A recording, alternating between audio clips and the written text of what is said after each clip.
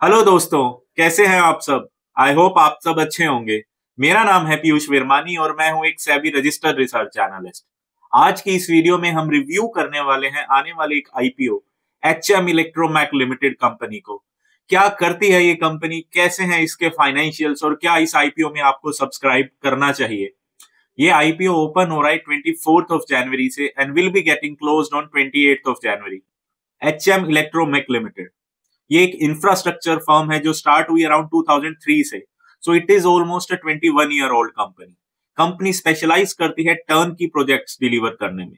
Turn की projects वो projects होते हैं जिसमें हम as per the requirement of client कोई भी प्रोजेक्ट कंप्लीट करते हैं, स्टार्ट करते हैं स्क्रैच से, और इनफैक्ट उसको जब वो fully ready to use condition में होता है तो हम इनफैक्ट अपना एक्सपर्टाइज, अपना स्टाफ भी प्रोवाइड करते हैं जो उनको ऑपरेशनल बेसिस में हेल्प करता है। डे टू डे ऑपरेशंस में हम उसको अपनी सर्विसेज प्रोवाइड करते हैं। टर्न की प्रोजेक्ट्स के साथ ये कंपनी ऑल्सो फोकस करती है ईपीसी प्रोजेक्ट्स में। EPC stands for engineering, procurement and construction.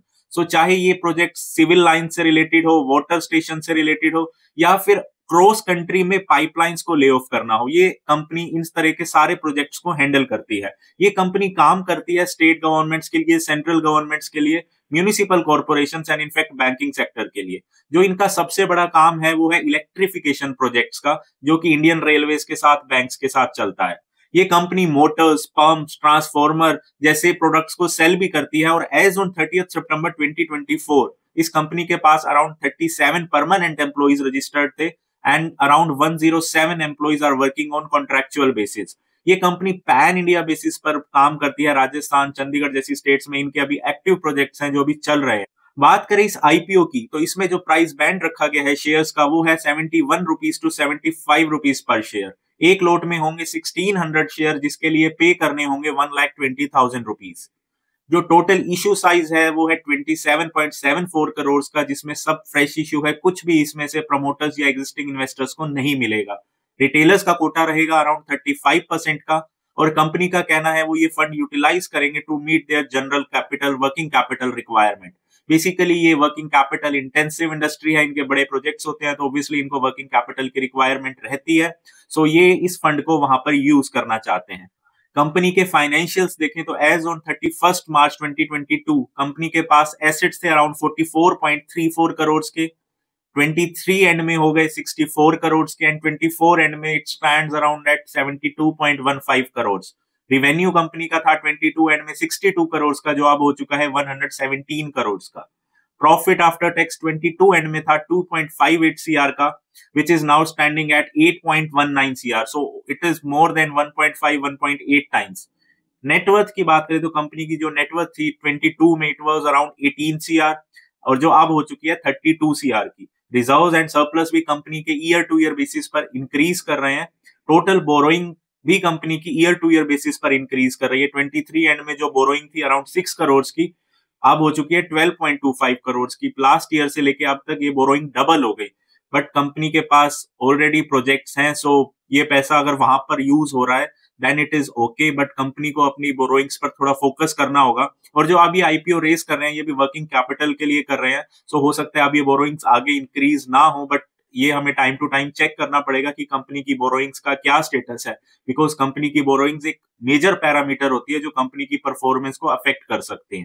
IPO से पहले पीई रेशियो है अराउंड 9.16 की और आईपीओ आने के बाद होगी 15.39 की।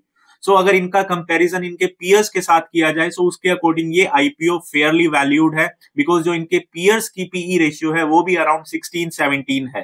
कंपनी की स्ट्रेंथ की बात करें तो इस कंपनी की यूएसपी, इनकी सबसे बड़ी स्ट्रेंथ है वो है टर्न की प्रोजेक्ट्स हैंड ओवर करना। टर्न की प्रोजेक्ट्स बेसिकली कंसेप्चुलाइजेशन से लेके मेंटेनेंस तक ये कंपनी प्रोजेक्ट रेडी करके क्लाइंट को हैंड ओवर करते हैं।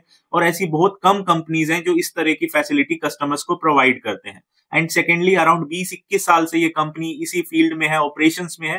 तो इनके सप्लायर्स के साथ, ओईएम्स के साथ, मैन्युफैक्चरर के साथ काफी अच्छे रिलेशंस है, जिसके कारण इनका काम भी जल्दी होता है एंड कॉम्पिटिटिव प्राइसिंग पर ये काम कर पाते हैं।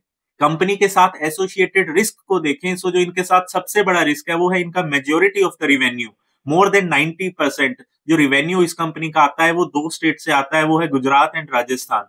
अगर कल को जाके इस कंपनी के इन स्टेट्स में जो इनके प्रोवाइडर्स हैं, कस्टमर्स हैं, उनके साथ कोई रिलेशन खराब होते हैं या स्टेट आगे चल के किसी और को कॉन्ट्रैक्ट देते हैं, तो इस कंपनी के लिए मेजर सेटबैक हो सकता है। नाउ द मेन क्वेश्चन, क्या इस आईपीओ में आपको सब्सक्राइब करना चाहिए? अगर आप एक लो रिस्क इन्वेस्टर हैं, then you should never invest in any SME companies, because ये कंपनीज अभी नेसेंट स्टेज में है और इन कंपनीज के जो स्टॉक प्राइसेस होते हैं वो भी काफी ज्यादा वोलेटाइल होते हैं। सो ये सुटेबल नहीं है लो रिस्क इन्वेस्टर्स के लिए। Medium risk investor and high risk investors वो अप्लाई कर सकते हैं इस आईपीओ के लिए और इन स्टॉक्स को मीडियम टू लॉन्ग टर्म के लिए होल्ड भी कर सकते हैं, बिकॉज कंपनी के फाइनेंशियल्स अभी अच्छे हैं और कंपनी के पास जो इन हैंड प्रोजेक्ट्स हैं वो भी काफी अच्छे हैं। बट दो चीजें जो आपको क्लोजली मॉनिटर करनी होंगी, the first one is company की बोरोइंग्स एंड सेकेंडरी की कंपनी के राजस्थान या गुजरात के साथ कोई रिलेशन जो है वो खराब तो नहीं हो रहे, because 91% of the revenue of this company comes from 2 states, जैसे हमने डिस्कस किया, गुजरात एंड राजस्थान।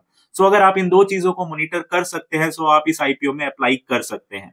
और लिस्टिंग गेन्स की बात करें, सो अभी तक जो लिस्टिंग गेन्स इस आईपीओ से एक्सपेक्टेड है वो है अराउंड 40 to 50% के। But let me remind you, listing gains, grey market premium, ये हाईली वोलेटाइल इन नेचर होते हैं। आज हमें एक्सपेक्टेड दिखाया जा रहा है कि अराउंड 30 to 40% एक्सपेक्टेड है, बट हो सकता है जिस दिन ये आईपीओ लिस्ट हो वो सिर्फ 3% रह जाए। रिटेलर्स को ल्यूर करने के लिए सबसे ज्यादा जो यूज किए जाने वाली चीज है वो है ग्रे मार्केट प्रीमियम। सो इस बेस पे अगर आप किसी भी आईपीओ में अप्लाई करते हैं तो अपनी रिस्क एपेटाइट जरूर चेक कीजिए, और किसी भी आईपीओ में अप्लाई करने से पहले एक बार अपनी थोरो रिसर्च जरूर कीजिए और अपनी रिस्क एपेटाइट को जरूर कंसीडर कीजिए। आई होप ये वीडियो आपके लिए हेल्पफुल रहेगी। इस आईपीओ से रिलेटेड अगर अभी भी आपको कोई डाउट है या आपके पास कोई क्वेश्चन है तो आप मुझे कमेंट कर सकते हैं। I will surely answer to that.